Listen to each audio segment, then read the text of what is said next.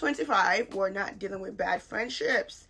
I know I might not be the best person for this because I've had the same best friend my whole life. She has set the bar a little too high, and my idea of friendships might be a little skewed.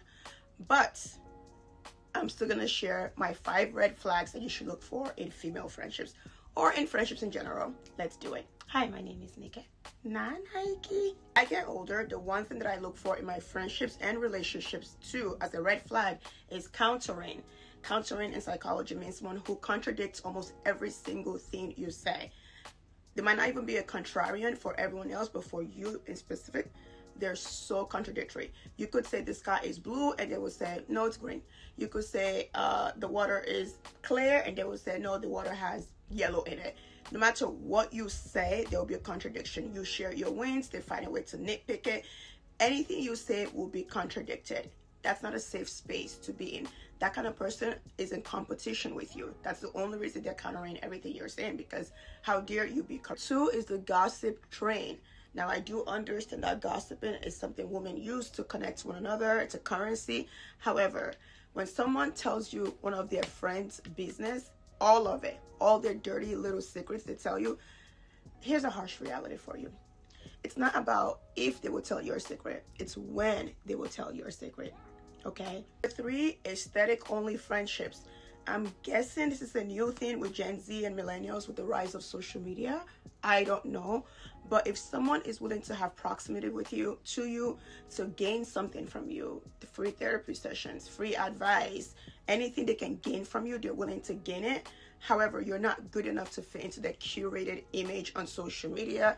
You're not good enough to come around certain friends. You're not good enough to be seen with in certain areas. That's not a friend. Real friendships are based on authenticity. They're not just optics. I would be seen anywhere, at any place, at any time with any of my close friends. And if you dare to speak ill of any of my close friends, I bet you it won't be good for you and it won't be good for me. Okay? Real friendships would. Number 4, every time you're around them, everything you do seems to irritate them.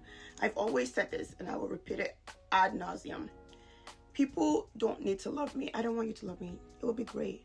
You have to like me and I have to like you, because liking someone means that you like their character, their personality, and the core of who they are.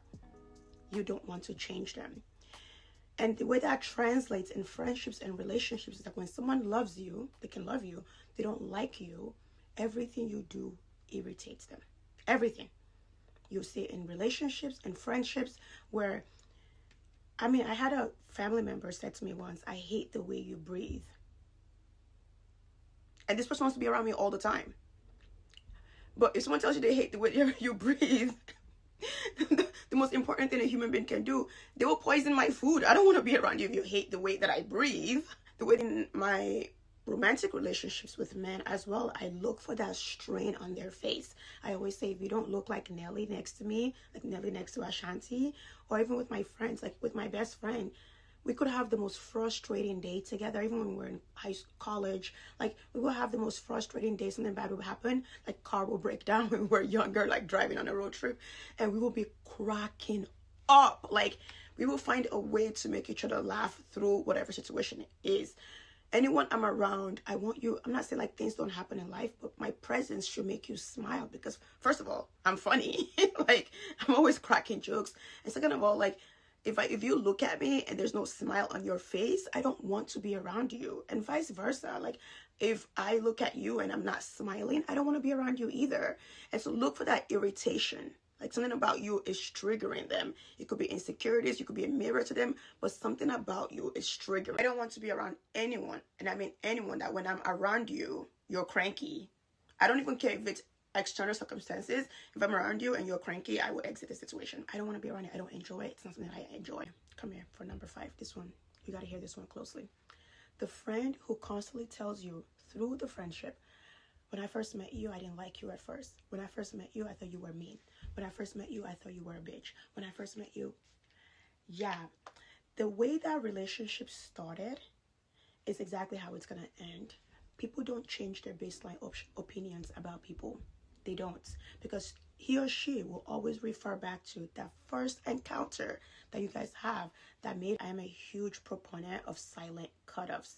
There's this whole thing like, no, don't just cut off your friends, have a sit down with them. There's no point. We're adults. People know exactly what they did to you. There's no point in writing a lengthy paragraph. There's no point of having a conversation. Just exit quietly and spend time with people who love you for who you are. Remember this. My dad told me this when I was very young. He said to me, which clearly I'm not good at learning. He said, if you always do the choosing, you will always be chosen.